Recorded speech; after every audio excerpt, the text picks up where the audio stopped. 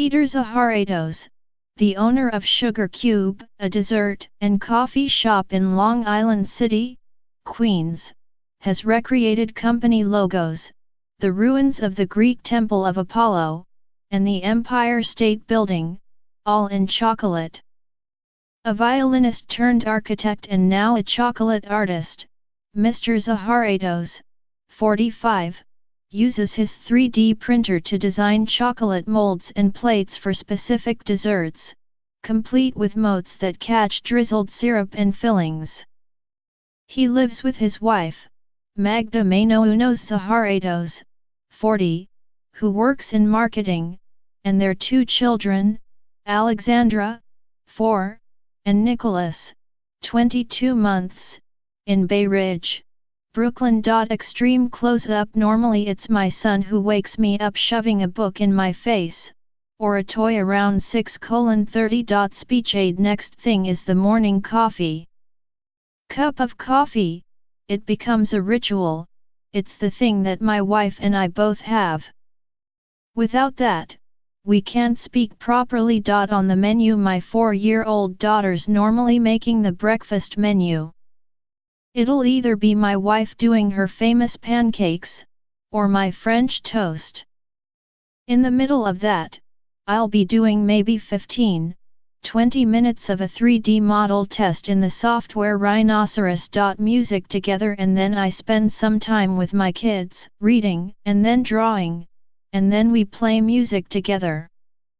I studied violin for many years, so I have a violin for my 4-year-old, but my 22-month-old ends up playing that one, and then my daughter ends up playing my little violin, my quarter-size violin, from when I was like 9. So then we're all playing, but maybe someone will be missing a bow, or will want to take mine, and then a lot of screaming begins and then the whole thing ends. Secret ingredient: I go shopping before my own store opens, at a Greek import place, where I can pick up ingredients. Sometimes it's Greek coffee, or a phyllo dough called kataifi. There's a spice called mastiha. It's an ancient tree sap that comes from an island called Chios in the Aegean. When you introduce it into custards, or pastry cream, or bread, it enhances flavors.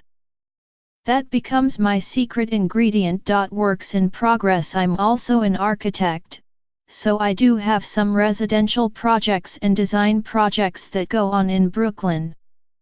On a Sunday morning, I may stop by to see the progress on one of them. Purees and pistachios, and then I'll head into the city to Chelsea Market. I pick up purees and pistachios and hazelnuts from Piedmont, the Italian hazelnuts. Sunday mornings, you can park anywhere. And then I head over through the Queens Midtown Tunnel into Long Island City, to get to my store. Roast because I lack storage. Whatever I make, it's for that day or the next day, maybe 3 days maximum. I have a regimen of a few desserts that are repeats. If we're out of pistachio gelato, I'll roast pistachios, first thing, for exactly 9 minutes. If it's 7 minutes, it's not enough. If it's 12 minutes, they taste like peanuts. Those get pureed into a paste with a Greek olive oil. Meanwhile, the dairy's being heated, and then those are brought together and spun. Improv. A lot of my local customers, they'll bring me an ingredient, maybe some tea from China, or a bottle of Prosecco, or a sparkling rose, and they say, "Peter, will you make something out of this?" And so I'll make a sorbet. Fine print. I set up the 3D printer outside the store. Passers-by are always stopping, asking me, what is that machine and what is it doing? Buy one, I'll have a print, and I'll start working on the mold.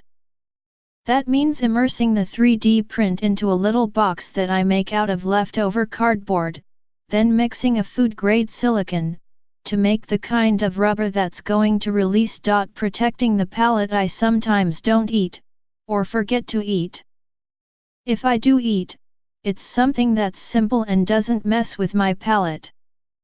Greek yogurt, honey, walnuts, things I've grown up with. Simple, healthy, something that doesn't keep me down. And all that jazz. Sundays are my really kind of wonderful days for the store, because I normally have jazz bands that play there. They show up around 6:30 p.m. By 8:30, I've picked up 2 bottles of a sparkling rose.